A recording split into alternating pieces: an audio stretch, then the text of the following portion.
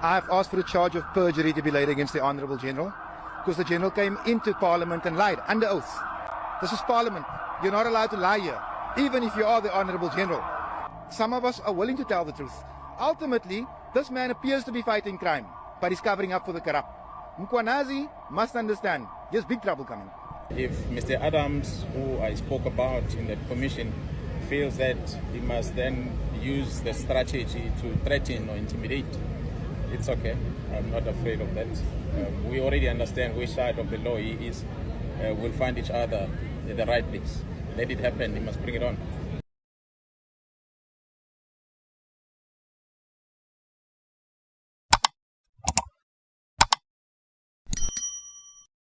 Imagine a world where the guardians of law and order are entangled in a web of lies, power plays, and hidden alliances.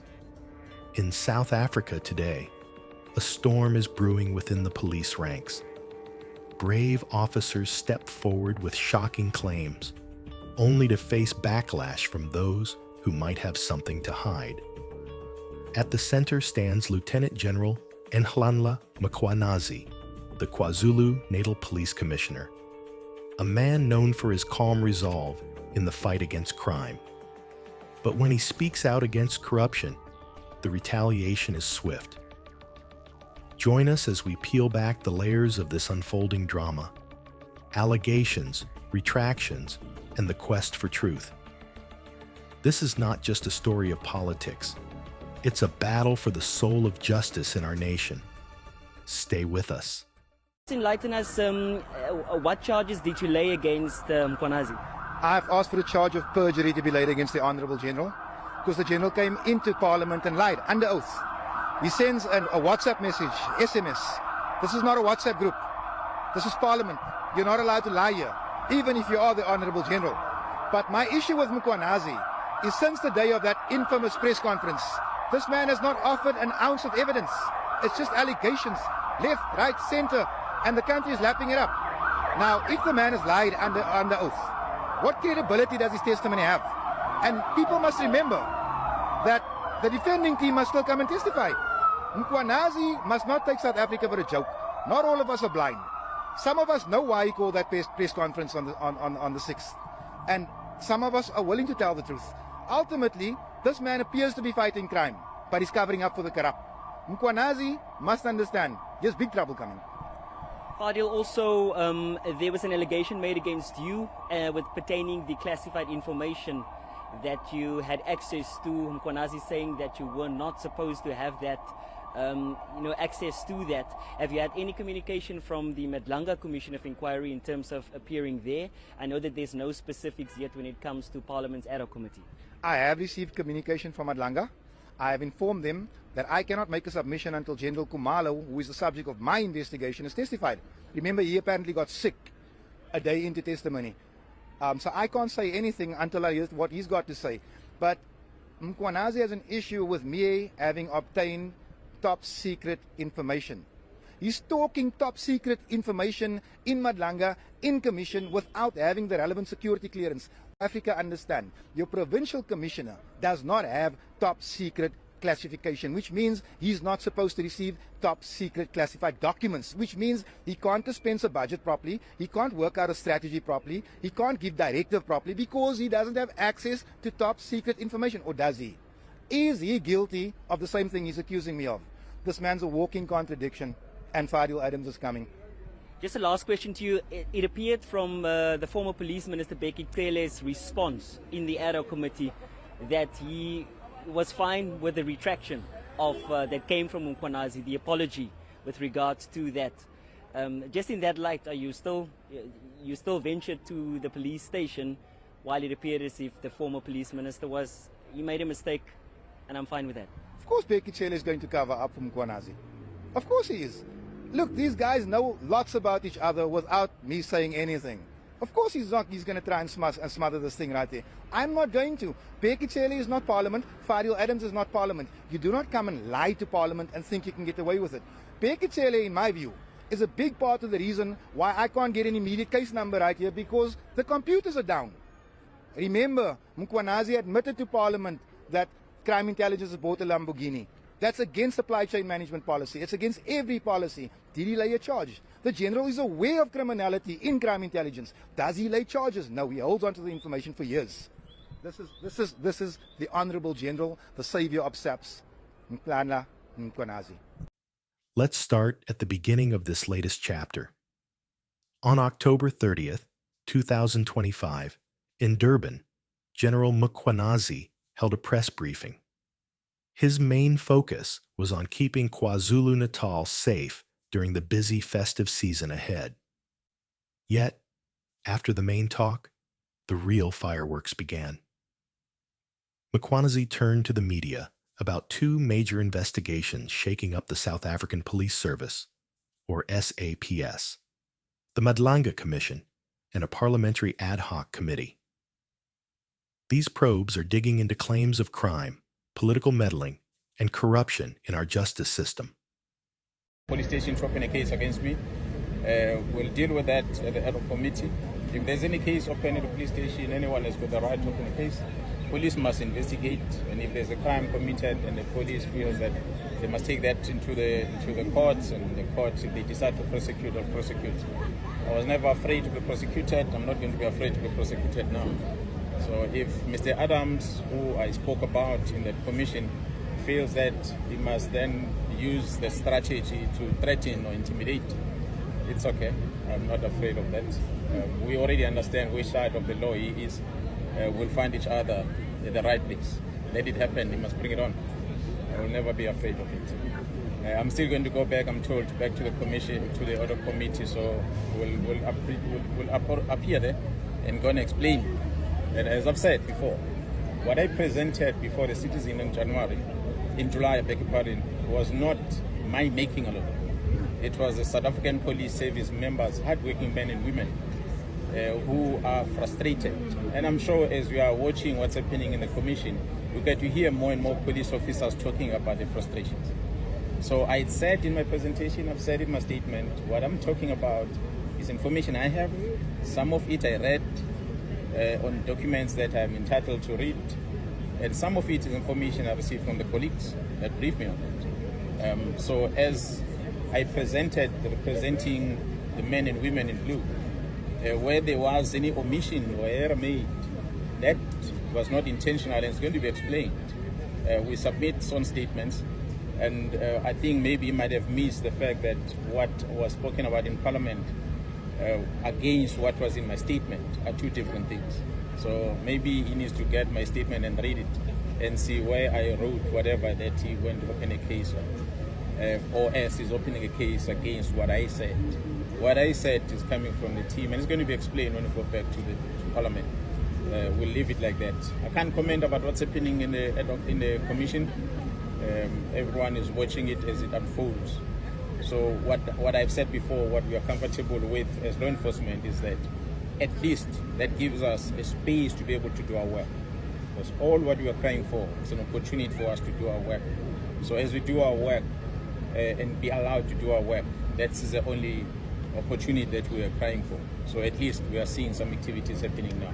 We are quite happy with some of the things that are coming out, so that at least society gets to see the frustration that men and women are facing on a daily basis as we go about their business. We always say police are only responsible for investigating crime, bringing the perpetrators to court. Someone else, another department, take it from there going forward.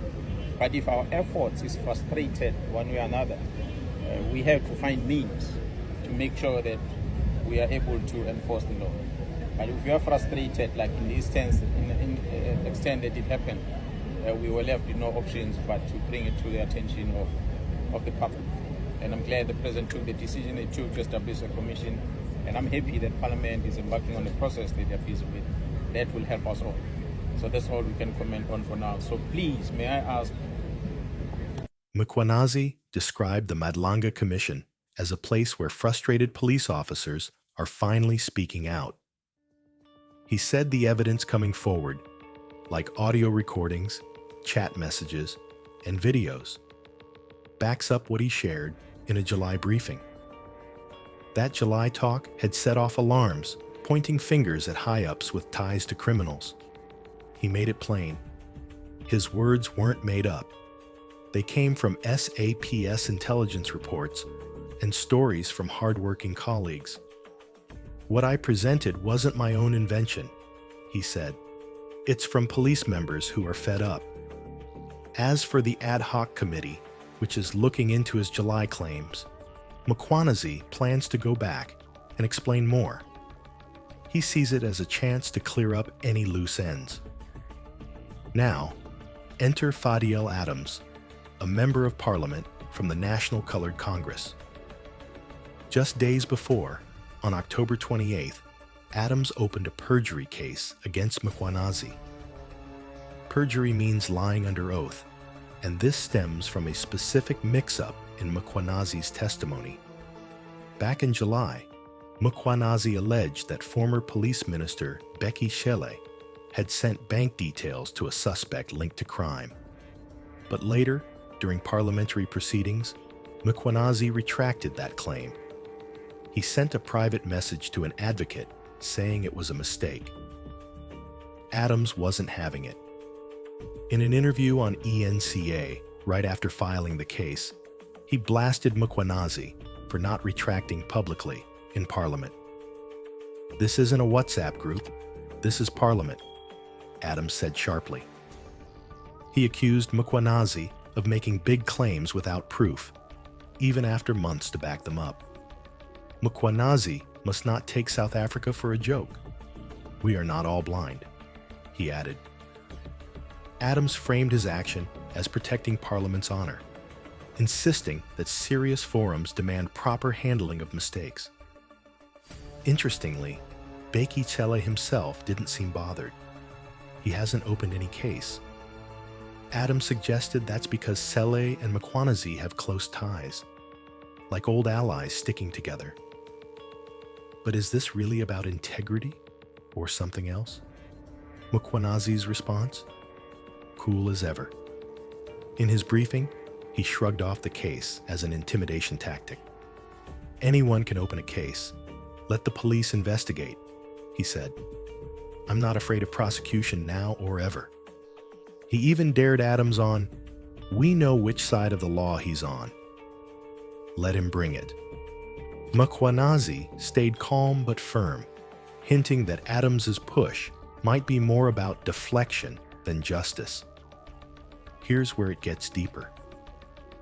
Adams claims there's no evidence for Mkhwanazi's broader allegations. But that's not quite right. At the Madlanga Commission, witnesses have brought forward plenty. Audio recordings of shady deals, chat logs showing interference in arrests, even videos tying officials to criminal networks. For example, there's testimony on a ballistics scandal where forensic work was manipulated and claims of billions looted from police contracts. A Hawks officer spoke about meddling in a suspect's arrest and links to figures like Brown Magotsi, a man with alleged criminal connections.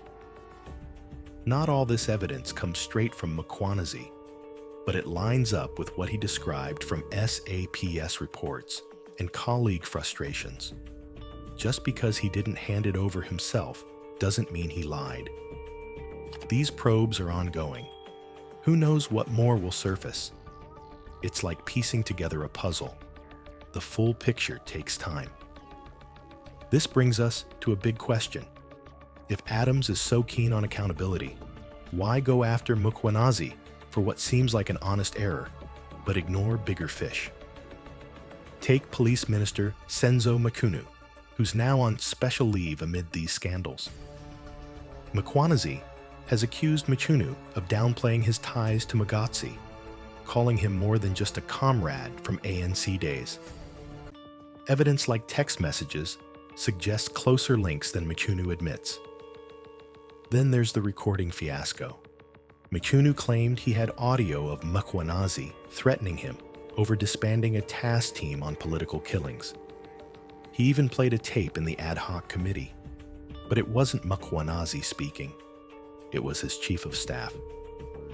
Mchunu later admitted the direct threat recording doesn't exist. MPs, including Julius Malema, called him out for misleading them. Sounds like possible perjury, right? Yet, where's Adams's case against Mchunu? No sign of it. This selective outrage raises eyebrows. Is Adams's quick move against Mkhwanazi really about Parliament's integrity, or is it reactionary panic? Mkhwanazi's efforts to root out organized crime in the police threaten powerful networks. Disrupting him could protect those embedded interests. As one observer put it, when the heat turns up on corruption, the pushback gets fierce. In analysis, this isn't just personal, it's systemic. Mkhwanazi represents officers tired of interference, while figures like Adams and Mchunu face scrutiny for their roles. The ad hoc committee will recall Mkhwanazi soon, promising more revelations. South Africans deserve transparency, not games. As the dust settles on these probes, one thing is clear. The fight against corruption in our police force is far from over. Will truth prevail, or will shadows win? Lieutenant General Mkhwanazi stands firm, a beacon for honest law enforcement. But with cases like Fadiel Adams' perjury charge and unanswered questions about Senzo Mchunu, the drama continues. Stay vigilant, South Africa. The truth is out there, and we're here to find it. Watch the video on your left to see Kat Matlala exposing Senzo Mchunu and General Sibia for taking millions in bribes.